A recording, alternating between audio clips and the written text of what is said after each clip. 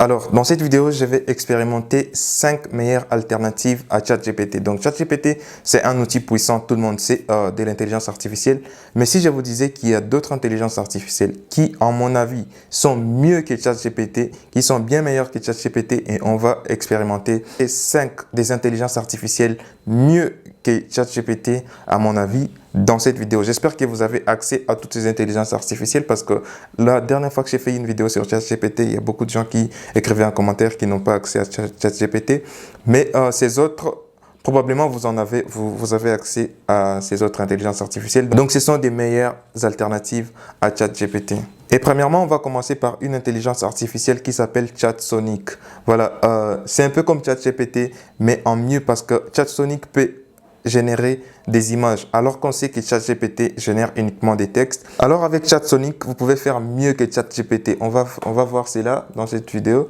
À chaque fois que je commence à utiliser une intelligence artificielle, voilà, ma première question c'est do you speak French? Parce qu'on va remarquer que toutes ces intelligences artificielles sont créées par des entreprises anglophones. Voilà. Du coup, le premier commande prompt que je tape, c'est voilà, do you speak French? Et ChatSonic m'a répondu, voilà, bonjour, oui, je parle français, je peux répondre à toutes vos questions en français et produire du contenu des supérieurs, que ce soit pour des blogs, pour des poèmes, pour, voilà. Et ce qui est intéressant avec ChatSonic, c'est que vous pouvez choisir quel type de réponse en décrivant la personnalité de l'intelligence artificielle. Voilà, il y a plusieurs personnalités ici que vous pouvez voir. Voilà, il y a un English Translator, un traducteur en anglais, un interviewer, travel guide, un guide touristique, comédien, motivational coach, relationship coach, poète. On va essayer, qu'est-ce qu'on va essayer? On va essayer par exemple travel guide. Et puis on va écrire montre-moi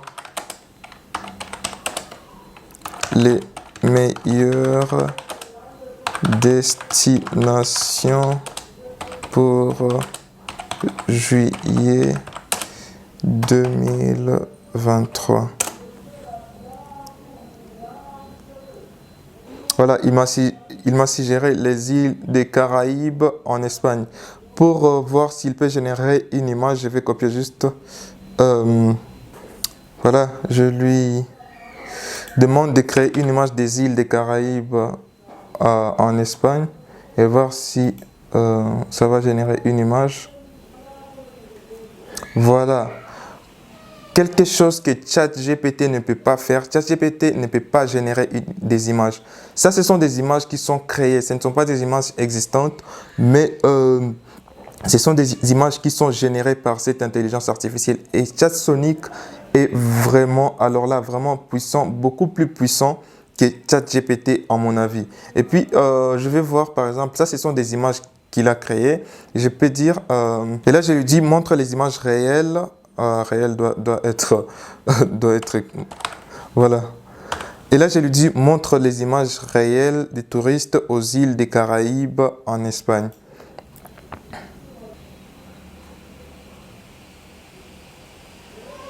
Voilà, à mon avis, ça, ce sont des images réelles.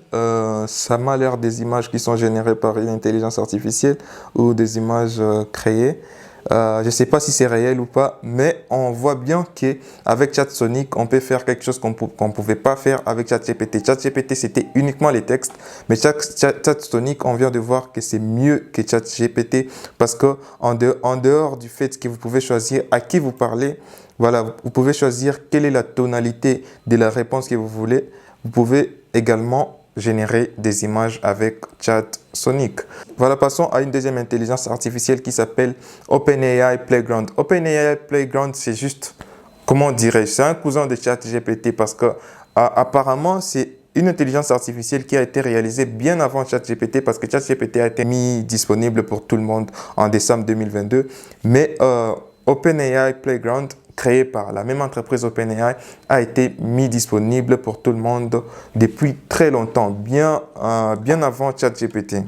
Maintenant, à voir son interface, on voit qu'il y a le logo de ChatGPT ici. Et puis, on commence avec notre texte classique. Je vais juste copier-coller. Do you speak French? Je peux d'abord aller sur Playgrounds. Voilà. OK. Et puis, voilà, là, je suis sur Playground. Je vais juste coller le texte et submit. Voilà, parce qu'on doit... Une chose est sûre, ça, c'est pas une meilleure alternative à ChatGPT. Désolé pour les titres de cette vidéo. Donc, du coup, ça dit non, I don't speak French. Donc, ça ne peut pas parler français, on ne peut pas discuter en français avec cette intelligence artificielle. OpenAI Playground, c'est juste pour les anglophones. Donc, on passe à l'autre intelligence artificielle mieux que ChatGPT, je vous promets. Voilà, ça s'appelle YouChat. YouChat, vous pouvez y accéder en allant sur you.com. Voilà, c'est gratuit. Et donc, on commence ici. La spécialité avec YouChat, c'est que lorsque vous faites une recherche, non seulement ça va vous générer une réponse, parce que ce soit ChatGPT, que ce soit toutes ces intelligences artificielles, ça tire les réponses sur la toile, sur le web. Donc, ça peut créer des réponses personnalisées, mais en tirant des informations sur le web. Voilà, you.com, c'est comme Google en fait. Je viens de réaliser que c'est comme Google. C'est un moteur de recherche. Directement, voilà. Quand je vais sur chat, là, on peut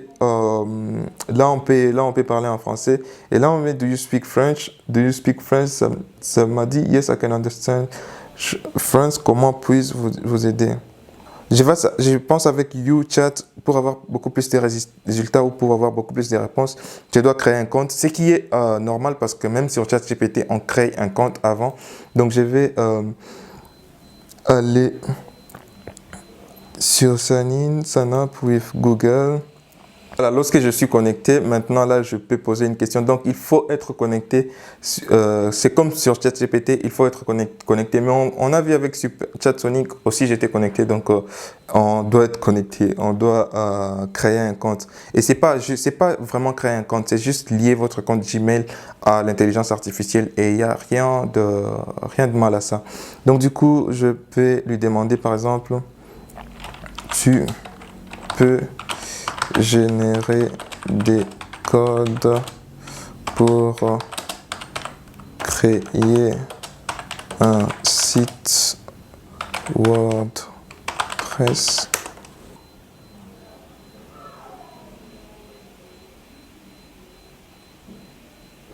Voilà, il dit qu'il peut générer des codes et puis je vais voir s'il peut créer un code assez particulier. Là, je vais donner beaucoup plus de détails. Je veux dire, créer.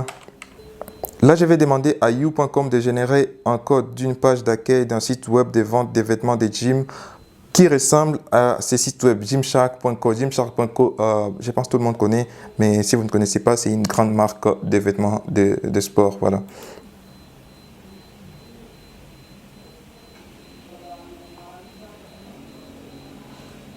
Voilà, ça m'a généré un petit code HTML que je peux lancer.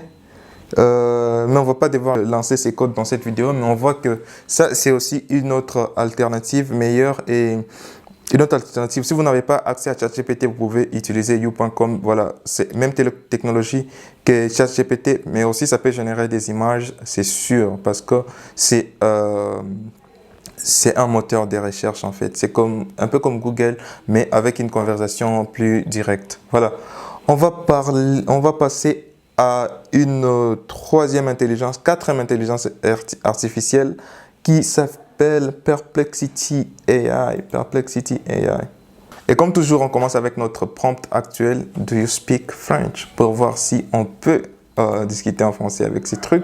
Non, en fait, ça ne répond pas directement. Ça, c'est pas une meilleure alternative à ChatGPT aussi parce que ça ne répond pas. Moi, je dirais que la meilleure alternative à ChatGPT pour l'instant, pendant que je fais cette vidéo, c'est You et ChatSonic. ChatSonic, voilà, super, extra super, mieux que ChatGPT. Et you.com, c'est aussi, je pense, meilleur que ChatGPT. Mais lorsqu'on on est allé à Playground, ça ne parle pas français. Et ici, c'est quand même en termes de recherche. C'est pas vraiment une conversation.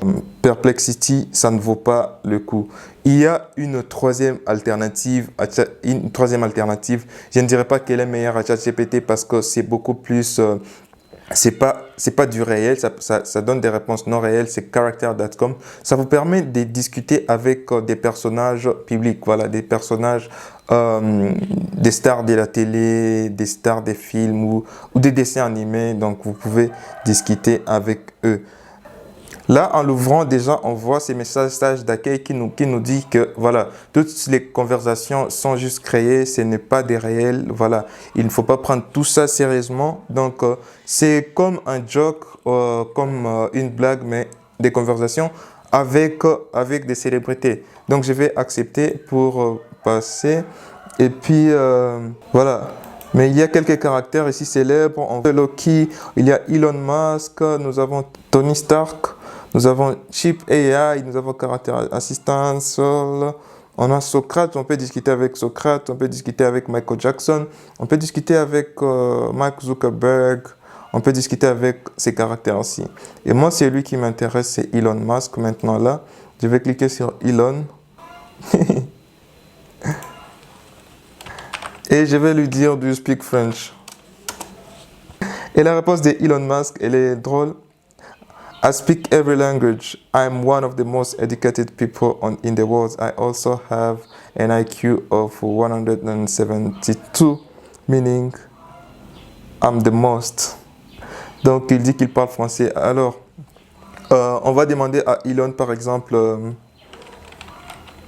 comment... Voilà, on va répondre à la commande. Comment tu vis dans ta petite maison?